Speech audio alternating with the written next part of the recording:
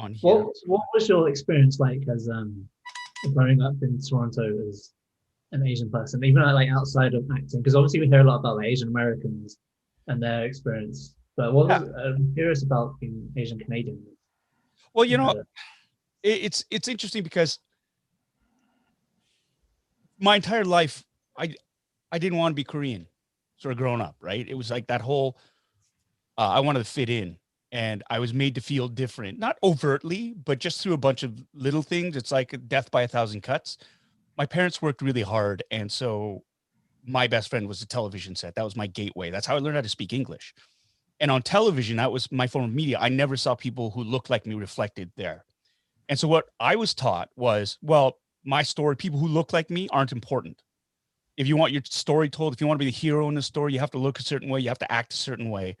Because the only ones that I saw who looked like me were often ridiculed, were often the bad guys, were often fetishized or exoticized. And so these are roles that I didn't want. That's not how I wanted to be portrayed. And so growing up, it's not like somebody came up to me overtly, was like, made racist comments towards me or this or that. It was never as overt as that, although there were instances of that. That was the exception rather than the rule.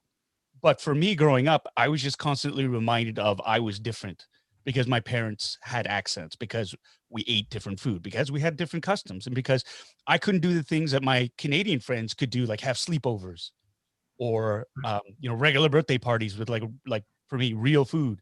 It's stuff like that. And I spent the first part of my life really pushing away my my Korean heritage. I don't want to have anything to do with that. And it's a shame. I mean, hindsight being 50-50, I mean, the irony isn't lost to me, the fact that I've become the most successful in my career and personally from embracing my heritage. That's when everything started to fall into place. Accepting where I came from, my parents' journey, who I am, accepting that and really being proud of that and celebrating that has brought me success.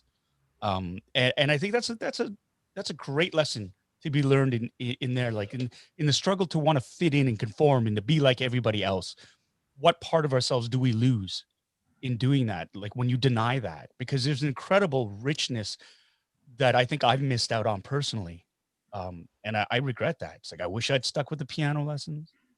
I wish I'd stuck with the language. I'm not fluent in Korean at all, much to my own shame. And it's stuff like that where, God, I hate admitting it. My parents were right. They're like, right. when you get older, you will appreciate this. And I catch myself saying that to my kids, and Yeah. they're just like me, like, yeah, whatever, old man. And it'll come. It'll happen to them too, right?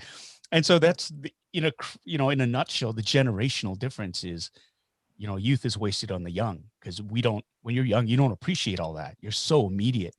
And so where's the payoff now? Whereas when you get older, you get a perspective, you look back and go, oh, such an idiot. I could be trilingual right now. Yeah. I could be, if I just stuck with it, the rewards, I mean, and that's it. It's like you put in the work, you get the rewards. So yeah, growing up, it was very much like that. And I think, I mean, I wasn't unhappy growing up. I had a great family life. My parents were usually very, very supportive. I mean, they bent over backwards to support my sister and I, and to make sure that we never felt like we were lacking anything. I mean, that's the immigrant parent story. They never burdened us with any of their struggles. Had no idea.